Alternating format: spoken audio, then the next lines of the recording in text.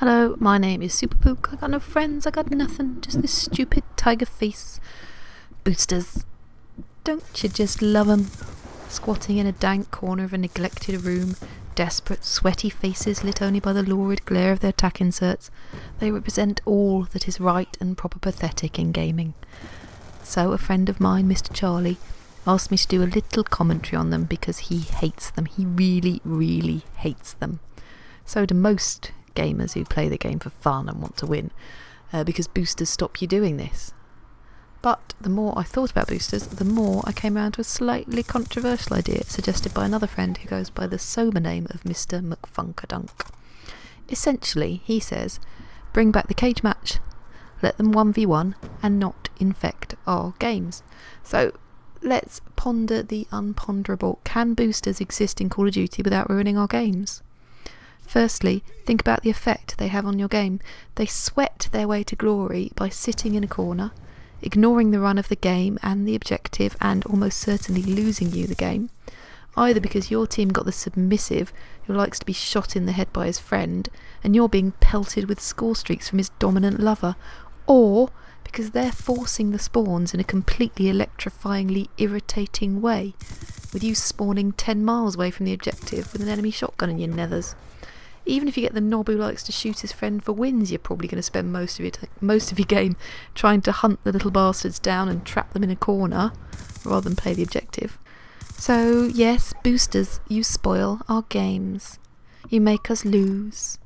You also make all the things you are boosting for absolutely worthless. Diamond camos, nuclear calling cards, I'm not impressed by either anymore. Diamond camos are awesome to work towards and get, but I don't care if you shoot me with one. I mean, the game's been out for bloody ages, you've had time.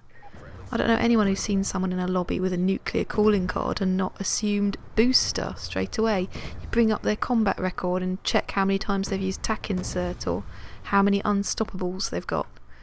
There's a little hint here, if it's more than about 378 unstoppables, they are probably a booster.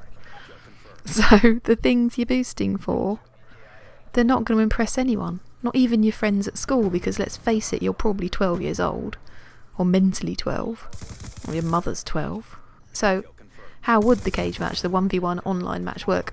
Well, one of my favourite ever television programmes is The Wire. In The Wire, I don't know if you've seen it, so, The Idiot's Guide. In The Wire, the central concern is the war between the police in Baltimore and the drug dealers.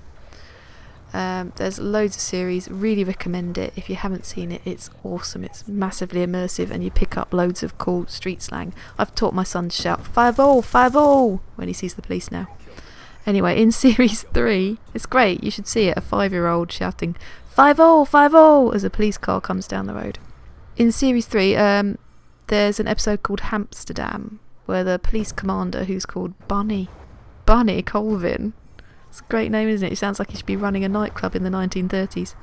Anyway, he comes up with this radical solution to move all of the dealers and their clients into a derelict area, or I think it's in 2 or 3 derelict areas of Baltimore, and let them know that they're not going to be arrested if they conduct all of their shady, dodgy business there.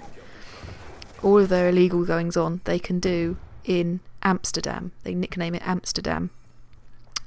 But the Crims mishear this and they call it Hamsterdam. So it becomes known as Hamsterdam. In Hamsterdam, all the crime that results from the initial crimes of the drug trade, the prostitution, the murder, all of that kind of stuff that spirals out from the drug trade, they're only inflicted upon the users and the sellers themselves. So the murder, the prostitution, they're concentrated in those areas and the innocent citizens aren't drawn in. So you'd use the cage match like that. The boosters are concentrated in that one area. They're in the cage match. They're boosting. Their dirty little work is done there. We don't have to pay any attention to it. It doesn't ruin our games. I mean, after all, boosters are essentially like the dealers and the prostitutes of Call of Duty, sitting in their dark corners, sweating for a calling card. I mean, the things they gain do not affect their ability to play in a proper match. It's all window dressing. So if we can't wipe them out, should we just confine them to their own Hamsterdam? Let me know what you think.